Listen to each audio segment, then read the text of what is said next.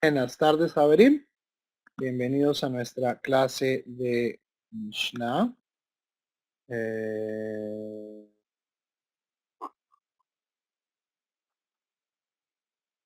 Un segundito. Ok, documentos, clases, Mishnah, cañonazos, 10.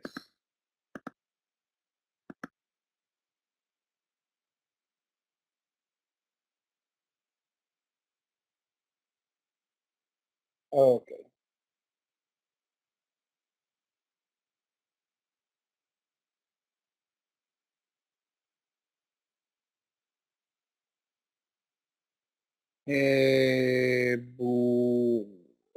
Un segundito mientras sube la información.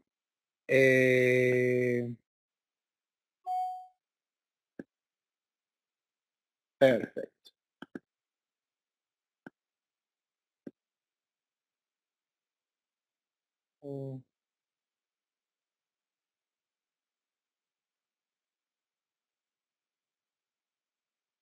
Perfecto, Javerín, bienvenidos a nuestra clase semanal de Talmud en www.cultursefarad. Hoy con nuestro 10º cañonazo talmúdico correspondiente a Berajot 35b sobre el dilema ético de estudiar Torah o trabajar.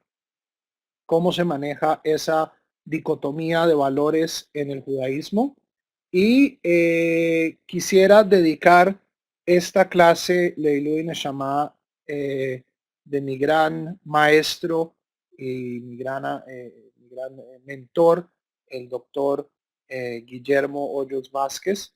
Él fue mi primer profesor de filosofía en la universidad. Falleció este fin de semana y ciertamente pues para mí la filosofía fue una entrada al mundo de las ideas que eventualmente me llevó al judaísmo y, y bueno, pues acá recordándolo mucho, todas las personas que nos ayudan a crecer merecen eh, merecen pues nuestra memoria.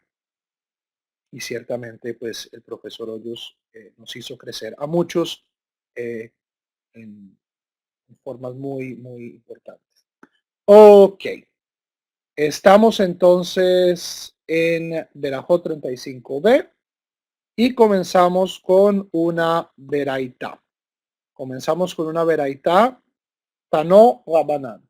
Si ven que está en una fuente distinta. Esta es la fuente que utilizamos para el material tanaítico. ¿Ok?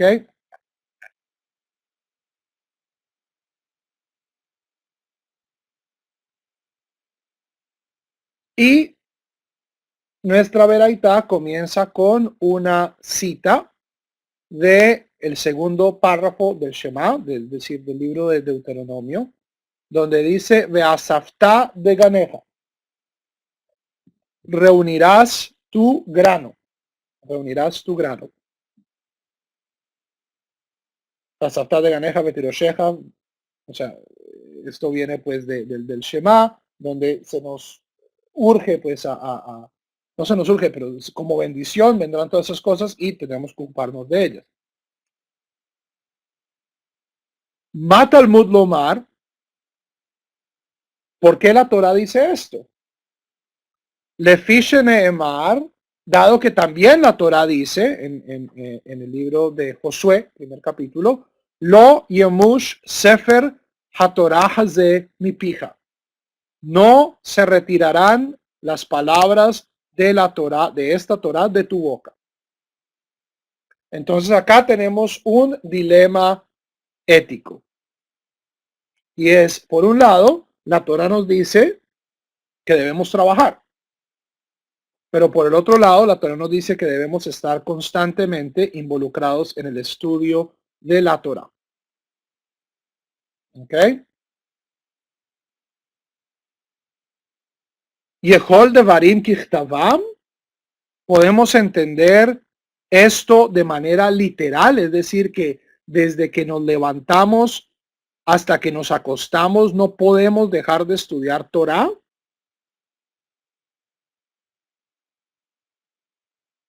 Talmud Lomar, la Torah dice, Ve'asafta de ganeja, ¿ok? Reunirás tu grano, Hanheg bahen minhag derech eretz. Esto es una forma muy enredada de decir, aparta tiempo para trabajar, aparta tiempo para estar, para hacer el camino de la tierra, es decir, para involucrarte en las cosas mundanas y por supuesto también Kovea y Tim la Torah. Deja tiempo para estudiar Torah. Entonces, Divrei Rabbi Ishmael. Estas son las palabras de Rabbi Ishmael. Entonces, ¿cómo es la vía interpretativa de Rabbi Ishmael? Rabbi Ishmael dice, tenemos dos versículos. Un versículo que nos dice que nosotros debemos estar constantemente aprendiendo Torah y otro versículo que nos dice que debemos trabajar. Rabbi Ishmael dice este versículo de que nosotros siempre, en todo momento, debemos estar aprendiendo Torah, debe ser interpretado de una manera más alegórica, ¿cierto? No de una manera literal. No de una manera literal. Y esto lo que viene resultando de manera práctica es que una persona debe dejar tiempo para el estudio de la Torá y debe dejar tiempo para ocuparse de su vida. ¿Ok? Estas son las palabras de Rabbi Ishmael, que es uno de mis tanas favoritos. Posiblemente mi tana favorito. Cuando terminemos esta veraitá, quiero hablar un poco de la escuela de Rabbi Ishmael y de la escuela opuesta, que es la escuela de Rabbi Akiva. ¿Ok? Lo que Rabbi Ishmael está diciendo claramente es que en el judaísmo no existe un ideal ascético. ¿Ok? Que una persona para poder estudiar Torah debe alejarse completamente del mundo y meterse en una cueva y vivir pues de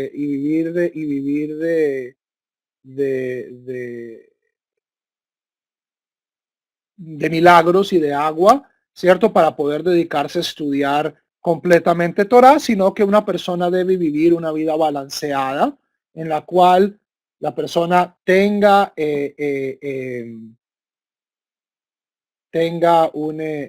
una profesión, ¿cierto? Se ocupe también de criar una familia, de tener relaciones sociales y también ciertamente deje espacio para la Torah. La escuela completamente opuesta, como bien dice Nadav, es Shimon Bar Yochai. Rabbi Shimon Bar Yochai, que viene y va a presentar una forma muy distinta. ¿Ok? Rabbi Shimon Bar Yochai Omer. Rabbi Shimon Bar Yochai dice, Efshar Adam Horesh Bisha'at Harisha. Es posible que una persona are en el momento de arar, Vezorea Besha'at Zeria, y que plante en el momento de plantar, Vekotzer Bisha'at Ketzira, y que corte en el momento de cosechar, Vedash Besha'at Disha, y que separe el grano en el momento de separarlo, Vezor'e Besha'at Haruach, y separe el grano aviente el grano en el momento del viento. Si una persona hace todo eso, estamos hablando ciertamente de un contexto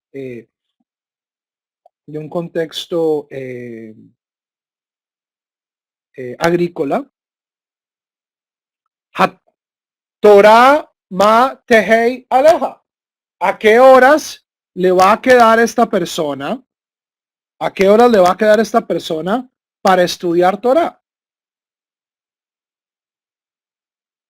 Rabbi Shimon Bar Yochai reacciona de cierto modo a las palabras de Rabbi Ishmael y dice, si una persona vive trabajando, no le va a quedar tiempo para estudiar Torah. ¿Ok? Entonces, ¿cuál es la solución? Muy al estilo de Shimon Bar Yochai, es una solución mística. ¿Ok? Ela bisman Israel sin retzonosh el makom. Cuando el pueblo de Israel hace la voluntad de su Padre Celestial, melachtan aset al yedei acherim. Su trabajo es hecho por otras personas. Sheneemar, pues está dicho en el libro de Isaías 61, el capítulo 61, de Amdu Zarim Berraut Sonhem, y vendrán extraños, ¿cierto? Y apacentarán tus ganados. Entonces, la visión de Shimon Bar Yochai, él soluciona esta paradoja de cómo yo puedo tener, de cómo puedo trabajar y cómo puedo estudiar Torah, desplazando el cumplimiento de esto a la era mesiánica o a una era pseudo mesiánica. Es decir, cuando el pueblo judío hace la voluntad de Dios, otros hacen su trabajo basado en estos últimos, basado en estos últimos capítulos de Isaías, existe una visión, una interpretación de que en el futuro el pueblo judío va a ser servido por las naciones. A mí eso es una interpretación que me parece tremendamente incómoda.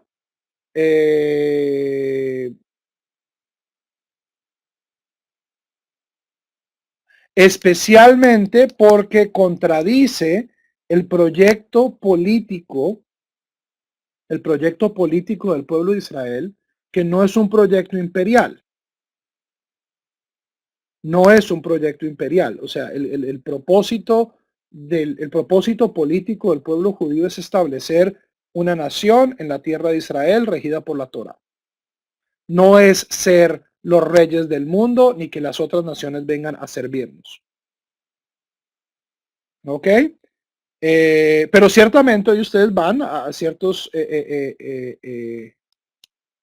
bueno, Ajerim aquí no está hablando necesariamente de, o sea, el versículo en Isaías está hablando de no judíos, pero acá pues pueden ser otros. ¿Ok? Y sin entrar demasiado en política, pero hoy en día, ¿qué es lo que sucede en Israel? Donde la gente que no es tan observante o trabaja y en efecto está manteniendo a la gente que supuestamente está estudiando. ¿Ok? Entonces no sé si en estos ambientes místicos donde estas ideas de Rabbi Shimon Bar Yochai sean más aceptables, ciertamente ellos se interpreta esto como un cumplimiento de las palabras de Shimon Bar Yochai, lo que está pasando hoy en día en Israel. Ubisman she'ein Israel o sin retzono shel makom. Cuando el pueblo de Israel no hace la voluntad de Dios, melachtan naaset al yedei atzman. Su trabajo es hecho por ellos mismos. Sheneemar, pues está dicho, veasafta de ganeja.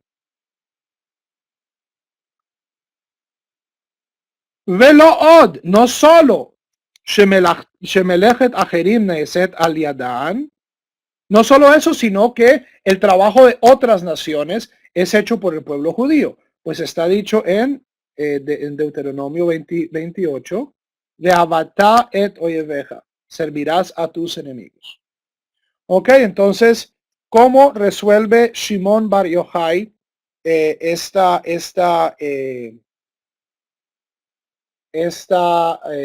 dicotomía? La resuelve con una postergación mesiánica. Es decir, hoy en día no se cumple esto de que uno pueda trabajar y estudiar Torah, pero en el futuro, ¿cierto? En el futuro nosotros estudiaremos Torah y los demás trabajarán para nosotros. Hoy en día, dice Rabbi Shimon Bar Yochai, nosotros estamos en una situación donde no solo trabajamos para ganarnos la vida, sino que trabajamos para sustentar a los demás. Ok, asumiendo que hoy en día el pueblo de Israel en su totalidad no está haciendo la voluntad de Dios y no estamos todavía en esa era mesiánica.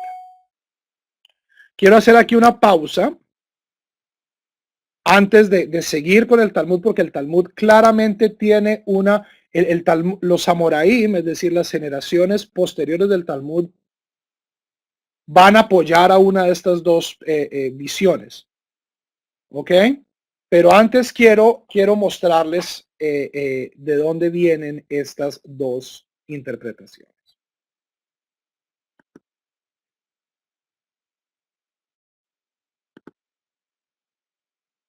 Ok. Rabbi Ishmael y Rabbi Akiva son Tanaim de la cuarta generación. ¿Ok? Aquí está Rabbi Akiva y aquí está Rabbi Ishmael.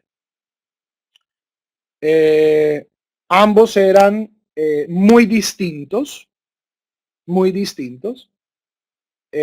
a pesar pues, de ser los dos rabinos más importantes de una generación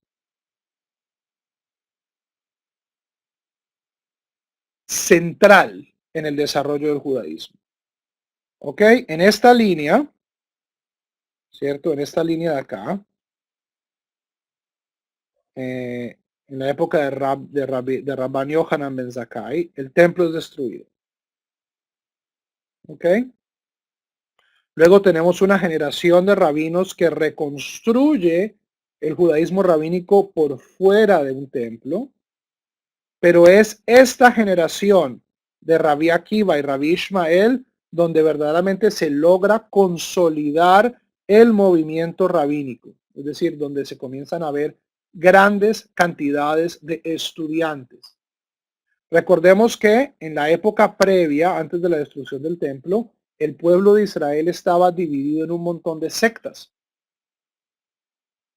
Estaban los saduceos, los fariseos, los esenios, o sea, eran sectas místicas, sectas religiosas, sectas políticas, sectas divergentes como eran los protocristianos.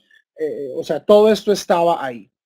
Llega la destrucción del templo y el único movimiento que sobrevive dentro del seno del judaísmo es el movimiento farisaico, pero esto toma un par de décadas en retransformarse verdaderamente en los sabios. Ok, es Rabbi Akiva, es Rabbi Ishmael los que de cierto modo recogen las enseñanzas de los sabios farisaicos que les precedían y lo transforman en un sistema. ¿Ok? Rabbi Akiva fue la persona que se inventó, por ejemplo, el sistema de Mishnayot. Es decir, de organizar todas las elocuciones legales de los rabinos en forma sucinta y organizada tópicamente, es decir, por temas. Eventualmente este proceso va a ir Rabbi Akiva, Rabbi Meir, Rabbi Yehuda Hanasí, que es la persona que compone nuestra Mishnah. Pero la idea de la Mishnah proviene de Rabbi Akiva. ¿Ok? Ahora, el libro posiblemente más importante sobre la relación entre estos dos sabios fue escrito por el gran rabino del siglo XX, el rabino Abraham Yehoshua Heschel. Es un libro bellísimo que se llama Torah min hashamayim bespeklaria shel hadorot. La Torah divina reflejada en el espejo de las generaciones. Ha sido traducida al inglés por mi maestro Gordon Tucker. Torah, Heavenly Torah as reflected through the mirror of the generations. Y buena parte del libro es un análisis profundo de las dos posiciones que existían en el judaísmo tanaítico. O sea, había un judaísmo aquivista y había un judaísmo ishmaelista. Y esos eran dos rabinos que veían la Torá de una manera completamente diferente. ¿Ok? Rabbi Ishmael era un Cohen, según según ciertos reportes, era de la familia de los sumos sacerdotes. Una persona de medios, una persona aristócrata. Mientras que Rabbi Akiva, como sabrán los que hayan leído la historia, era una persona de orígenes muy humildes. Pastor, analfabeto, según el Midrash, nos cuenta que Rabbi Akiva comenzó a estudiar seriamente a los 40 años. Entonces son dos personas que vienen de vertientes muy distintas. ¿Ok? Rabbi Akiva, en su lectura de la Torá, tenía un principio. El principio de Akiva era que todo aspecto de la Torá es significativo. ¿Cierto? Cada palabra extra, cada letra, cada error de ortografía, cada escritura extraña, incluso los cachitos, las coronitas que tienen todas las letras hebreas, cada una tiene un significado. ¿Ok? Es un significado, por lo general, místico. Es decir, que la Torá es un libro que debe ser decodificado para encontrar sus misterios. Esa es la posición de Akiva. Rabbi Ishmael tenía un principio completamente distinto. Él decía, Dibra Torah Kilshon Benei Adam. La Torá se expresa en el lenguaje de la gente. Es decir, no hay que sobreinterpretar la Torá. La Torá le está hablando no a una secta de iluminados, sino que le está hablando a todo el mundo. Y la Torá usa a veces palabras que no extra, pero no es porque tengan un sentido místico, secreto, sino porque Dios le está hablando a seres humanos. Y los seres humanos hablamos con metáforas, hablamos con repeticiones. Esto llevó a que Rabbi Ishmael tuviera una interpretación casi siempre muchísimo más aterrizada. ¿Ok? La Torá es un texto de instrucción. Lo bashamayim hi, la Torá no está en los cielos. Lo mi ever hayam, no está más allá del mar. Cualquier persona debe poder abrir la Torá, entender lo que está siendo comunicado y poder cumplirla. En ese sentido, a pesar de que Rabbi Ishmael era un aristócrata, en ese sentido Rabbi Ishmael era mucho más democrático que Rabbi Akiva.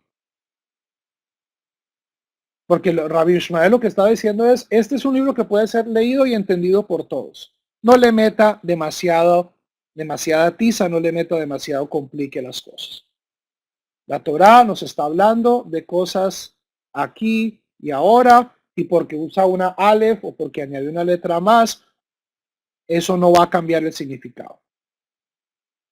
Rabbi Akiva, por el otro lado, a pesar de que provenía de humilde cuna, en cierto caso es muchísimo más elitista, porque lo que él dice es que dado que la Torá está llena de secretos, eventualmente estos son secretos que solo pueden ser conocidos por una minoría.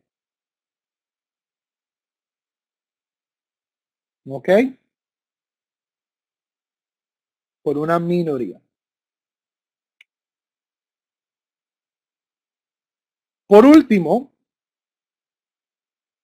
Rabbi Ishmael, tal vez porque venía de un de una familia más aristocrática, seguía en la tradición rabínica de tratar de conciliar con Roma. Es decir, él era aterrizado en alajá y aterrizado en política. Rabbi Ishmael dijo, aquí tenemos 3 legiones romanas, nosotros llevamos 120 años de luchas de guerra civil entre nosotros. Esto de quitarnos a los romanos de encima no va a ser tan fácil. Trabajemos con los romanos, preservemos la integridad de nuestras comunidades, dejemos que nuestra gente aprenda Torah, que era lo que había hecho Rabbi Yohanan ben Zakkai, o sea, todos los rabinos previos siempre habían tenido una actitud tremendamente conciliadora con Roma. Rabbi Akiva, mucho más pasional, mucho más popular, declara a Shimon Bar Kokhba como Mashiach y él y sus alumnos se ven involucrados muy políticamente en esta revolución de Bar Kokhba que acaba desastrosamente.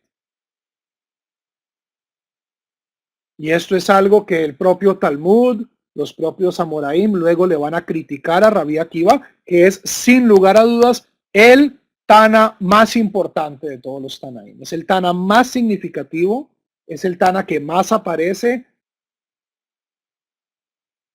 Sin lugar a dudas, la figura central de la época tanaítica se disputa entre Hillel y Rabbi Akiva. Pero le van a criticar que su política fue destructiva y que acabó en la muerte de una tercera parte del pueblo judío, que fue, proporcionalmente las persecuciones adriánicas en cantidad, pues en porcentaje de muertos, son muy parecidos a los números del Holocausto, de la Shoah. Y pues la muerte horrible de Rabbi Akiva mismo, que fue ejecutado públicamente en el hipódromo de Cesarea, siendo su piel rasgada con peines de hierro.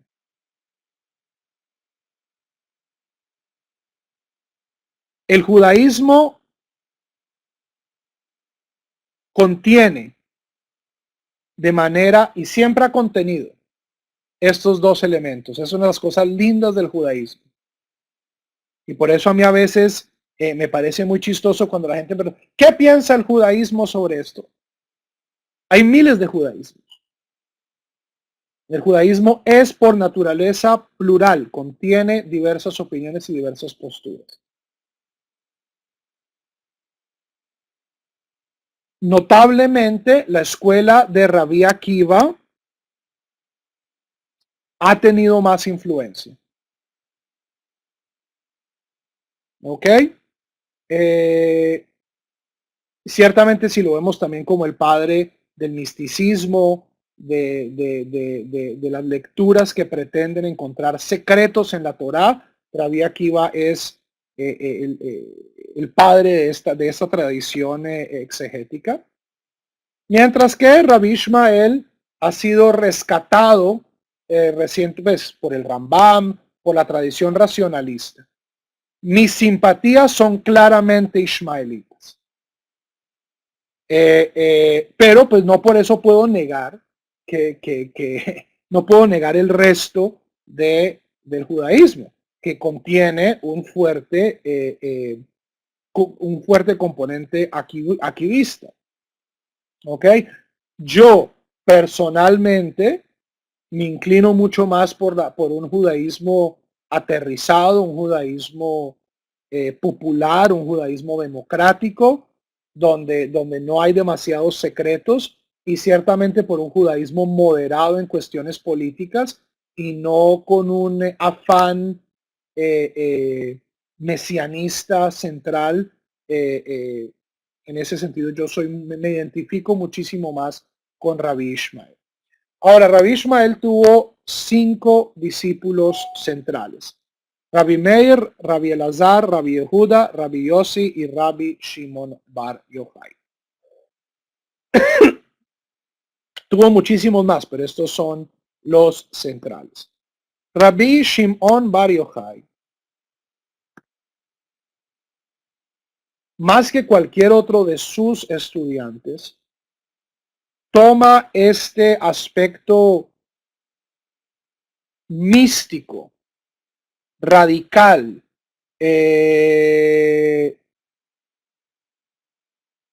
y lo de su maestro y lo magnifica. ¿Ok? Tenemos esta historia que aparece en Masejet Shabbat de Rabbi Shimon bar Yochai metido en una caverna por 13 años estudiando Torah, escapando de los romanos. ¿Cierto? O sea, Rabbi Shimon bar Yochai es buen discípulo de su maestro en toda circunstancia. Hereda la interpretación mística, hereda esta actitud conflictiva con Roma, y por lo tanto no nos ha de sorprender que Rabbi Shimon bar Yochai luego sea adoptado como el pseudoautor del Zohar. Rabbi Shimon bar Yochai no escribió el Zohar. Olvídense de eso, Javier. Zohar fue escrito en el siglo XIII en España, con tradiciones tal vez antiguas, la mayoría de ellas no, pero si le vamos a achacar a un Tana este libro, la asociación con Rabbi Shimon bar Yochai por el contenido del libro es perfecta. ¿Ok? Si alguien hubiera escrito algo parecido al Zohar en la época tanaítica, hubiera sido ciertamente Rabbi Shimon bar Yochai. ¿Ok? Y aquí entonces, volviendo ya entonces a nuestro texto, vemos 2 actitudes muy diferentes frente a este tema del estudio y el trabajo. Vemos la actitud de Rabbi Ishmael, cuya actitud es esperemos. La actitud de él es trabaje y viva. O sea, no lo yamush sefer Torah de mi pija, este libro no se retire de tu boca. Esto pues por supuesto no puede ser interpretado de manera literal, porque nosotros sabemos que tenemos otras mitzvot. La Torah misma nos dice que nosotros tenemos que plantar y que tenemos que cosechar y que tenemos que tener vida familiar. No solo las necesidades económicas. Rabbi Shimon bar Yochai es mucho más radical y dice, va a haber un momento donde nosotros nos podamos dedicar de manera completa al estudio de la Torah y no tengamos pero eso es cuando, no es ya, es en la época de Mashiach, es en el futuro. Entonces son 2 aproximaciones muy diferentes al tema de trabajo y estudio. La una desde una perspectiva ishmaelita, aterrizada, y la otra desde una perspectiva más radical, más mística, que posterga la situación ideal No a este tiempo, sino a los tiempos de el Mesías. ¿Ok? Y si ustedes ven, ustedes pueden ver hoy que el judaísmo sigue dividido eh, eh, a través de estas líneas. ¿Ok? Hay gente que le juega más al tema místico, espiritual, de que las cosas se cumplen cuando llegue Mashiach o que las cosas se cumplen en el Olam Haba. Y hay gente, entre los cuales espero contarme, que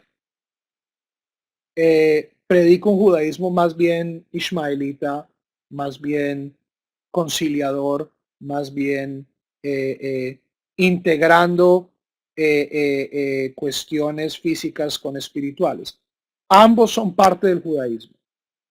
Ambos son parte del judaísmo. O sea, yo, por más que a mí me desagrade el Zohar, por más que a mí me desagrade las prácticas de la Kabbalah, yo no puedo decir esto no es parte del judaísmo.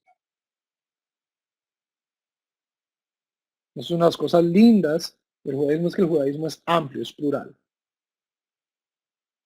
Ahora, que yo particularmente crea que mi forma de practicar el judaísmo eh, es más consistente con ciertas tradiciones en nuestra literatura y que es muchísimo más adecuada para el siglo XXI, es una opinión mía personal.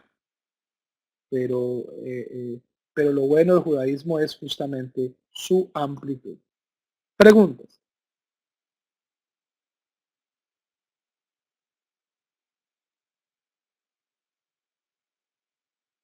Discúlpenme un minuto, ya vuelvo. Vayan poniendo las preguntas, yo ya las leo.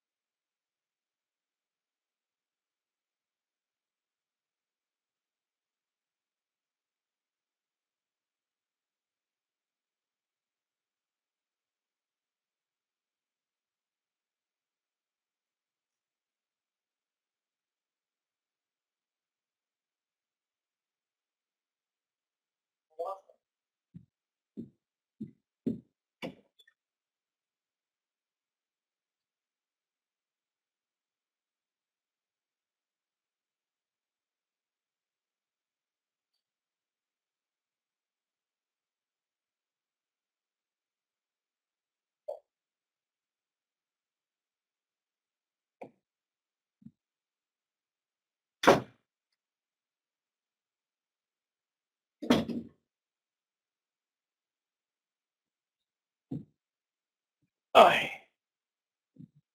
Baruch atah Adonai Eloheinu melech haolam hamotzi lechem min haaretz.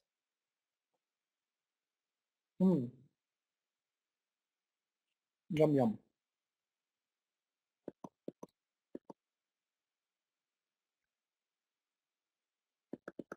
El judaísmo hasídico, dado que es centrado en la tradición cabalística, es completamente aquiliano.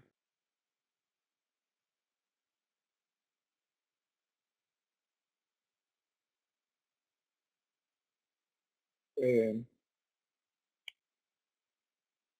Hasidismo, todo lo que tú haces es para mover espíritus allá arriba, son interpretaciones tremendamente esotéricas y políticamente fuente de extremismo político, social, ineludiblemente uno de los grandes referentes hoy en el pueblo judío es la comunidad hasídica. Ahora, ellos lo verían esto como muy positivo, yo no tanto.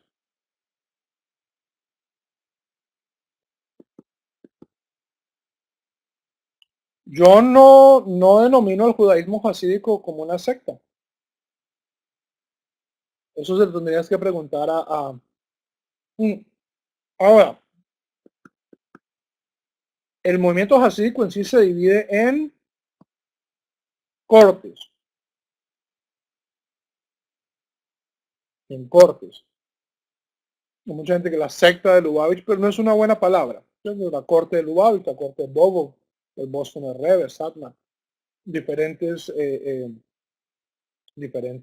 jajamim. Son mayoría que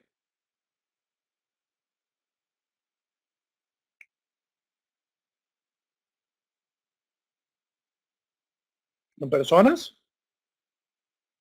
¿no? Los Hasidim forman un 5% del pueblo judío.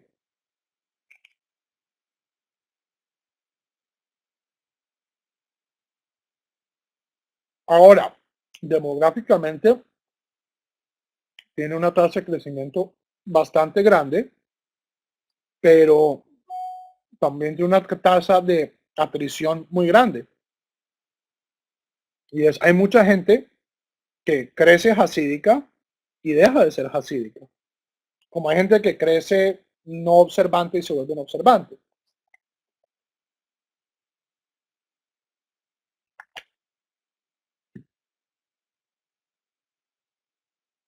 Pero no porque sean muchos tienen la razón.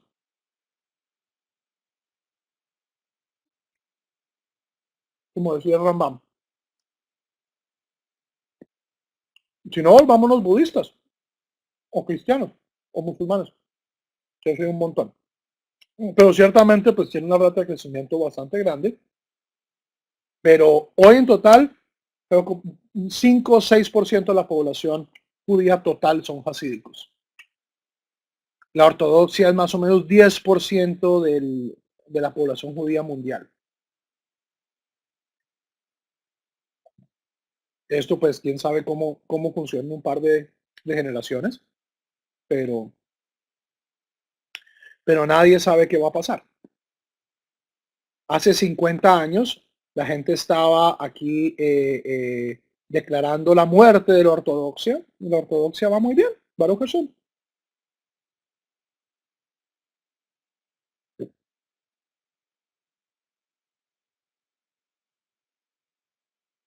Pregunta sobre hasidismo al final, nos estamos desviando. Pregunta sobre este texto, sobre Akiva, Ismael, estudio y Torah.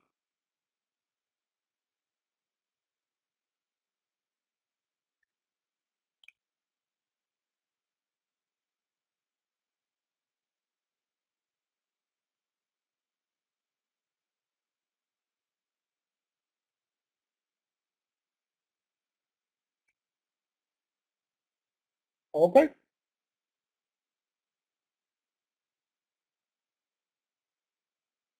El Talmud va a tomar partido por una de estas dos posiciones. Amar Abaye. Dijo Abaye, Amorá, babilonio muy importante de la cuarta generación. Harbe asu que Rabbi Ishmael ve'aleta badin, be'adan. Muchos hicieron como Rabbi Ishmael y les fue bien. Es decir, muchas personas trataron esta combinación de trabajo un par de horas, estudio Torah y les fue muy bien. Que Rabbi Shimon ben Yochai, como Rabbi Shimon ben Yochai, velo aleta be'adan. Y no les fue muy bien. Mucha gente que se quedó esperando a Mashiach, se quedó esperando cuándo era que yo voy a tener mi ejército de gentiles que me sirvan para poder estudiar Torah, y pues ciertamente en estos últimos 2000 años no es que les haya ido muy bien esperando eso.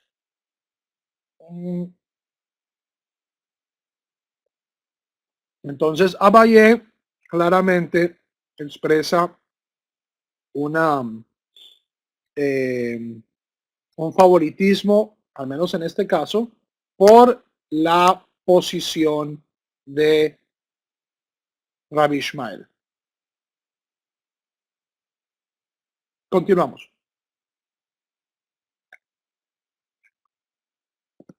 Amar lejo Rabba le Rabanán.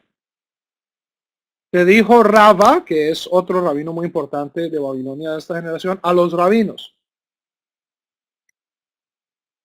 Bemituta minaihu beyomei nisanu beyomei tishrei lotit hazu kamai. Les pido por favor que en Nisan y en Tishrei, que eran las épocas más pesadas del año agrícola, ¿cierto? Nisan, la cosecha de los granos, y en Tishrei la cosecha de las frutas. No aparezcan en Nisan y en Tishrei. Kiheiji de loti tardu bemezonaihu kula shata. Para que no sufran hambre, o que su comida, su parnasá no sufra el resto del año.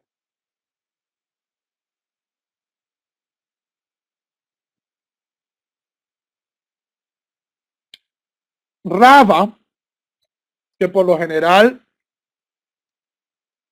tiene una actitud, por lo general siempre está en desacuerdo con Abaye, aquí respalda a Abaye y le dice, tiene toda la razón. Es más, Rava no aceptaba visitas de la gente en la época más activa del año. ¿Para qué? Para que la gente, no, es que yo voy a ir a visitar al sadik, al rabino. No pierda el tiempo, trabaje, ahorre,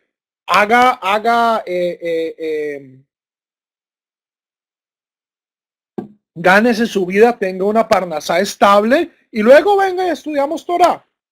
Es más, en Babilonia, esto pues comienza en los tiempos talmúdicos, pero verdaderamente se regulariza en la época de los Geonim. Existía una institución que se llamaba la Calá. La Calá no es la novia, Calá estamos hablando en arameo. Calá era una convención en la que la gente venía en Elul y en Adar, que eran los 2 meses más lentos del año agrícola babilonio. Era justo antes de la cosecha de grano y justo antes de la cosecha de fruta. Y la gente venía por un mes, unas semanas, lo que la gente pudiera, venía a las academias en Sura y Pumbedita a aprender Torah. Entonces, la gente balanceaba así su tiempo. Dos meses de intenso estudio de Torah balanceados por 10 meses de trabajo agrícola. Y se hacía justamente cuando la gente no tenía tantas obligaciones.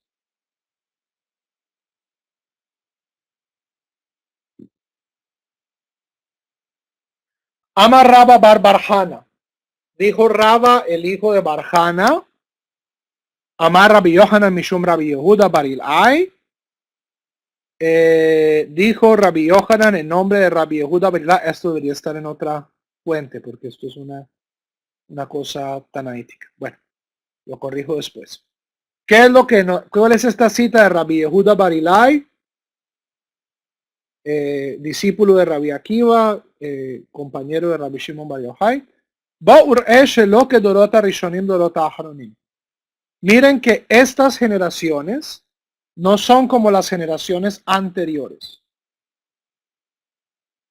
Y aquí, o sea, es un Tana hablando, entonces de las generaciones anteriores seguramente estamos hablando de Gilel, de los sabios bien tempranos. Dorota Rishonim Asutoratan Keva o Melachtan Aray.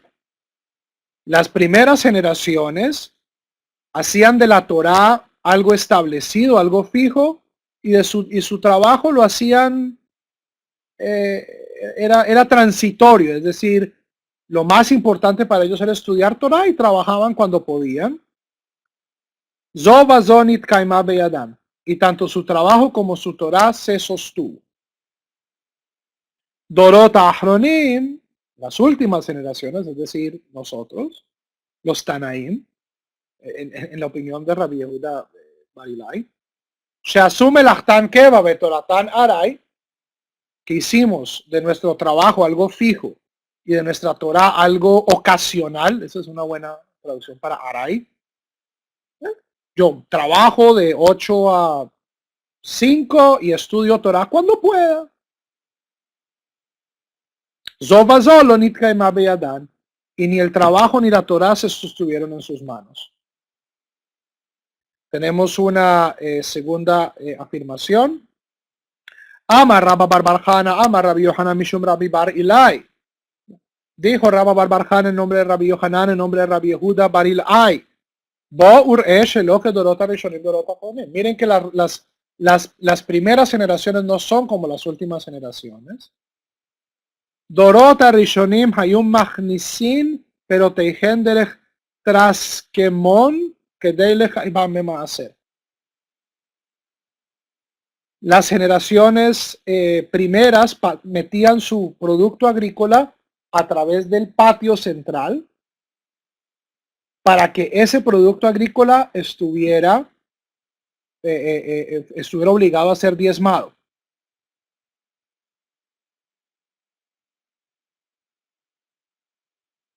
Dorot Achronim, las últimas generaciones, Magnisim pero tejen derech gagot, derech hatzerot, derech karpipiot, que de le pateran minama hacer. Estas generaciones nuestras, las últimas generaciones, introducen su producto agrícola por el techo o por el patio o por un zaguán especial. ¿Para qué? Para eximirlos del diezmo. No voy a entrar aquí en detalles, esto es un detalle muy pues particular de las leyes agrícolas de Eretz Israel. El maaser se separaba una vez yo tuviera todo mi comida, toda mi cosecha en un lugar, en mi casa. ¿Ok? Entonces, si yo a veces introducía producto agrícola de manera no irregular, había formas de hacer trampa, entre comillas, y de eximir a este producto agrícola del diezmo. ¿Ok? Perfectamente legítimamente dentro del halajá. Es decir, ese producto no era necesario diezmarlo. Lo que nos está diciendo acá Rabbi Yehuda Bar Ilai era que las generaciones anteriores eran más piadosas que las generaciones actuales. De amar Rabbi Yanai, porque dijo Rabbi Yanai, Eina tevel mitchayev ma'aseret she'ireh penei habayit. Producto agrícola no requiere ser diezmado hasta que esté en la casa.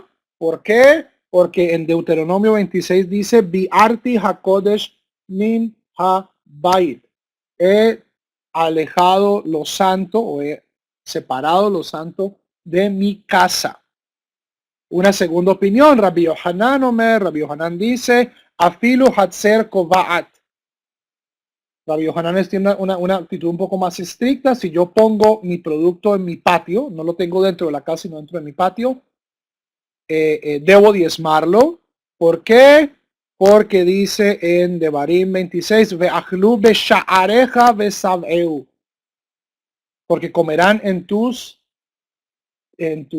puertas y se saciarás. Entonces no necesariamente tienen que entrar a la casa. Estos son detalles de la ley de Maaser que no vienen tanto al tema. Quiero terminar con la halajá de Maaser del Rambam, Hilhot Talmud Torah, capítulo 3, halajot 7 y 10. Shema tomar H akabetz mamon vehazor veekra. Una persona no debe decir primero me haré rico y luego estudiaré Torah.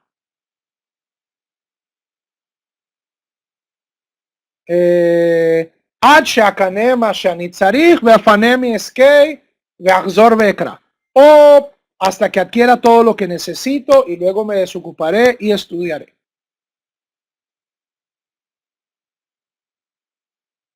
Im ta'ale machsheva zo al libeja, si este pensamiento sube a tu corazón, ein ata zohe lejorta shel Torah leolam.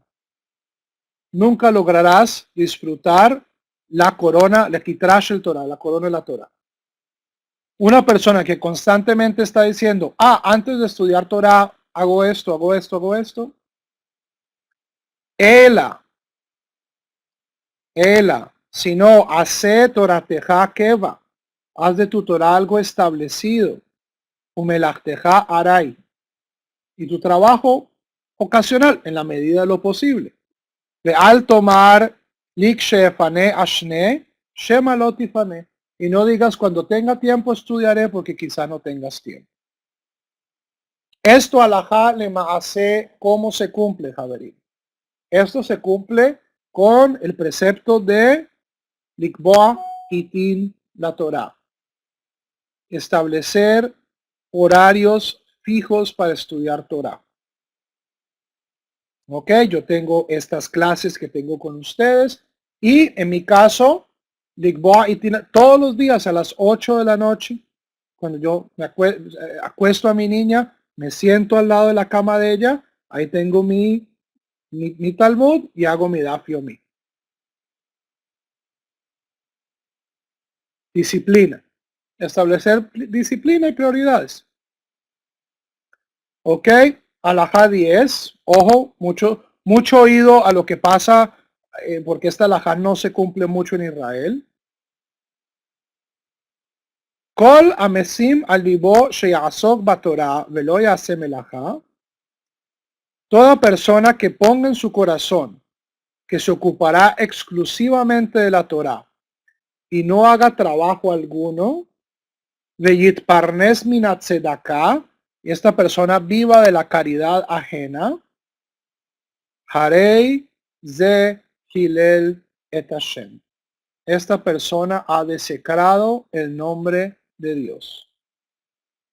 Ubiza et Torah. Y ha humillado a la Torah, ha despreciado la Torah. Vejibame or hadat. Y ha apagado el fuego de la religión. Vegaram rale atzmo. Y causó daño a sí mismo. Venatal hayav mina olam haba. Y ha alejado su vida del mundo por venir. Lefi she'asur lehenot bedivrei Torah ba'olam hazeh. Está prohibido lucrarse de las palabras de la Torah en este mundo. Amru hajamim, dijeron los sabios, kol hanehene divrei Torah, todo el que adquiera lucro, cierto beneficio material de la Torah, natal hayav min haolam, ha alejado la vida de su mundo, del mundo. Ve'od, más aún, sivu ve'amru, dijeron, lo ta'asem atara leitgadel bahem, que una persona no debe hacer las palabras de la Torah como una corona para que lo admiren. Velo cordom lahpor bahem, y no debe hacer de las palabras de la Torah una pala para excavar con ella. Ve'od sivu ve'amru, más dijeron, ahovet amelajá, ama el trabajo, usne et rabanut, y odia tener poder sobre otras personas. Vejol Torah she'ein imam elajá, toda Torah que no esté acompañada de trabajo, sofá betela, llevará, o sea, en el futuro se deshará, vesof adam ze, y esta persona, una persona que se lucra de la Torah, shehe milastes et haberiot, acabará robándole a la gente. ¿Ok?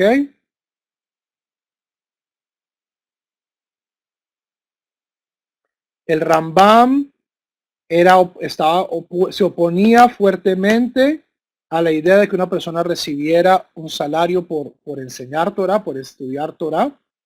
Él era médico. Él nunca se ganó la vida como rabino. Y por esa razón es que ustedes nunca van a ver que mis clases las cobren. Coltub Sefarad siempre va a ser gratis. Prefiero cerrar Coltub Sefarad antes de cobrar por estas clases. Ahora, ¿qué puedo yo cobrar? ¿Qué puedo yo cobrar? Si yo enseño a los niños, ¿cierto? Un Melamed Tinokot puede cobrar. Alguien que enseña hebreo como un idioma. Ok, pero Torah, palabras de Torah, es bien difícil.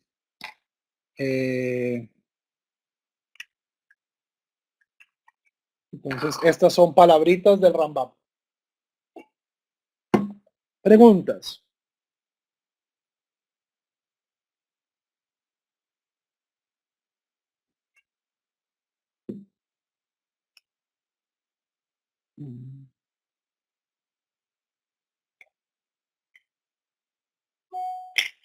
Bueno, Shammai no sabemos. Tenemos una historia en la que Hillel no es que esté pagando las clases. Hillel está sobornando al policía, al guardián del Beta Midrash. ¿Ok? Es una cosa muy distinta a decir que él estaba, que estaba pagando por... Lo dejaran entrar, las clases ya estaban ahí, déjenme entrar. ¿Ok? Eso es lo que dice el Rambam. Eso, ciertamente a través de la historia, de la larga historia del judaísmo rabínico, han habido muchísimos rabinos, incontables rabinos, que han cobrado por sus servicios. ¿Ok? Para el Rambam, ciertamente esto no es un ideal.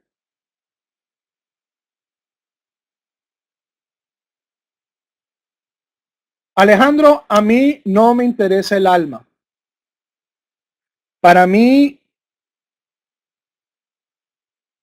primero que todo, el alma no tengo nada que corregir. Yo me levanto todas las mañanas, Elohai neshamash natata bi tehorahi. Dios, el alma que me diste es pura. ¿Ok? Uno de los grandes errores, en mi opinión, de la aproximación mística al judaísmo es transformar todo en una cuestión del alma. El alma no aparece en la Torah. No estoy diciendo que no exista. Pero la Torah es una constitución. Es una constitución. Esto habla de derecho civil, derecho penal, derecho... Es una forma de cómo vivir nuestra vida aquí y ahora.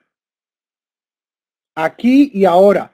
No para ganarnos puntos y que nos vayamos a un mundo venidero, no para mejorar nuestras almas. Es para vivir una mejor vida aquí y ahora.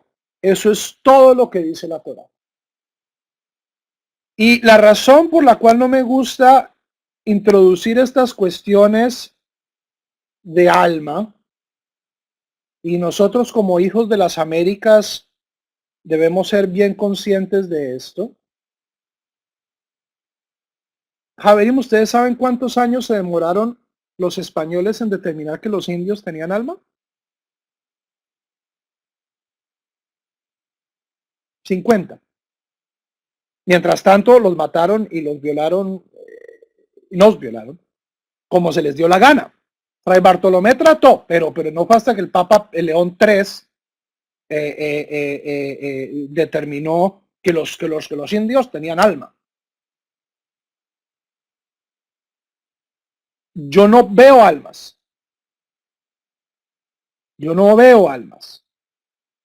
Yo no puedo o sea, sobre las almas se puede especular mucho, pero al final del día nadie aquí ha visto un alma. Nadie aquí ha visto un alma y no la veremos hasta que ya sea demasiado tarde.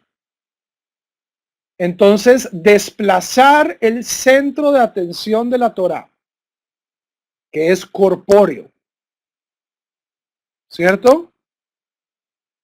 Que es terrenal, que es de este mundo, decir que, no, es que todo es para una afinación del alma, para mejorar unas cosas.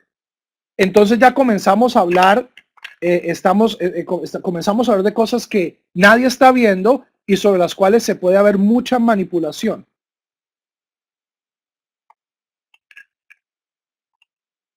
¿Ok?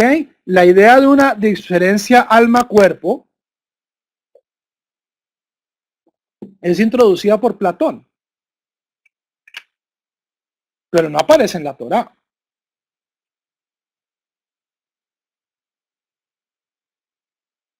No aparece en la Torá. Esta idea aparece luego después. Aparece luego después, pero no. ¿Yo por qué rezo todos los días? Porque dice la Torá. Ve'avat et Hashem. Hay que servir a Dios. No puedo ir al templo, entonces voy y rezo. Y para mí y para mí es algo placentero y le saco provecho y le saco el jugo y medito y me hace sentir en paz. Que la tefilá le esté haciendo algo a mi alma, no sé. La tefilá ciertamente le está haciendo algo a mi vida, a mi horario, a mi tiempo, a mi cuerpo, a mi familia. De acuerdo a la tefilá, tiene infinitos valores físicos. ¿Ok? Ni en el Talmud, ni en la Torah vas a encontrar que tú rezas para satisfacer al alma.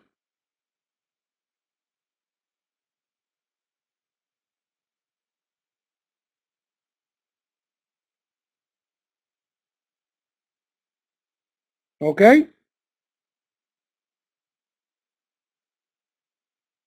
Yo no estoy diciendo que no haya alma, estoy diciendo que es irrelevante.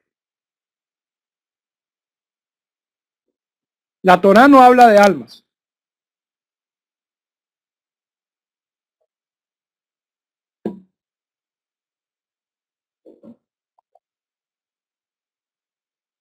Yo no cumplo la Torah para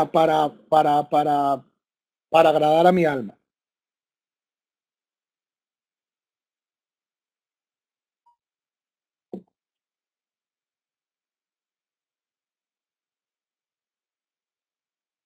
Ahora, con la pregunta de Eduardo. El Talmud lo dice de manera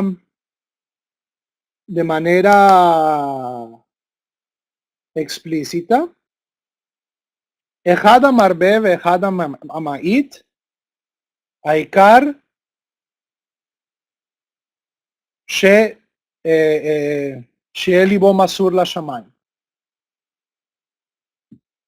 No importa si uno hace mucho o hace poco, lo importante es tener la correcta intención. Hay gente que tiene mucho dinero, hay gente que tiene mucho tiempo libre y pues esta gente yo esperaría que estudien 8 horas al día. Si yo tengo una familia de 6 personas y me rompo el lomo trabajando, pero aún así cuando llego a mi casa saco mi Mishnah y estudio una página, saco mi Tanaj y estudio una página y lo hago con devoción, lo hago y cambia mi vida y internalizo las palabras, esto tiene tanto valor. Todos los seres humanos vivimos en situaciones diferentes.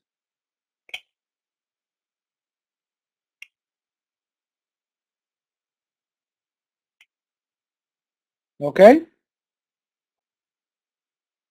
Una persona que trabaja, eh, que trabaja 20 horas al día y estudia 10 minutos o media hora, para mí eso tiene un valor mucho más poderoso que una persona que no hace nada, vive de la renta y bueno, va y estudia 6 horas al día.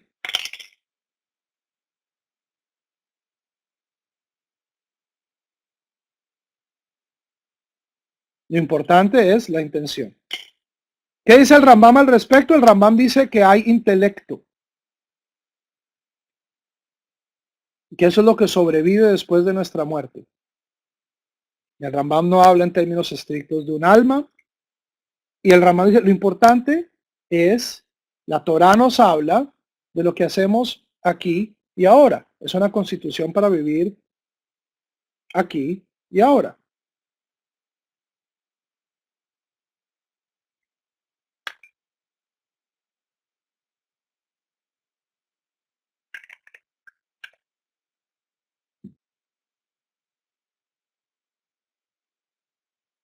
Tranquilo, cree en el alma.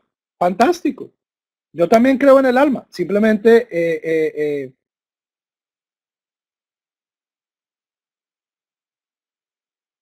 ok. Y ahí uno se lo puede. Interpreta Neshama como conciencia. Elohai Neshama Shenatata Bite Horahi. Dios, la conciencia que me diste es pura. Porque ciertamente yo no pierdo mi alma cuando duermo. Neshama en el verbo linshom, respirar. Yo respiro para adentro, para yo sigo respirando cuando duermo. ¿Ok? Para mí, Neshama es conciencia. Y de nuevo, esta cuestión no se va a resolver hasta que pasemos al otro lado. Y en el judaísmo siempre hemos sido muy claros. Todas estas preguntas que solo pueden ser resueltas después de muerto son irrelevantes. Javerín, tengo que irme. Pásenla bueno. Mañana seguimos con clase del Rambam. ¿Todo bien? Todavía no sé bien cuándo van a ser las clases de Parashá. Vamos a tener que mover las clases de Parashá, pero no sé si lo vamos a hacer esta semana o la próxima. Entonces manténganse en sintonía. Sean felices, el Rab les dice, y que la Torah que estudien sea una gran bendición para ustedes, sus cuerpos o sus almas, como quieran. Legitraot y Shalom.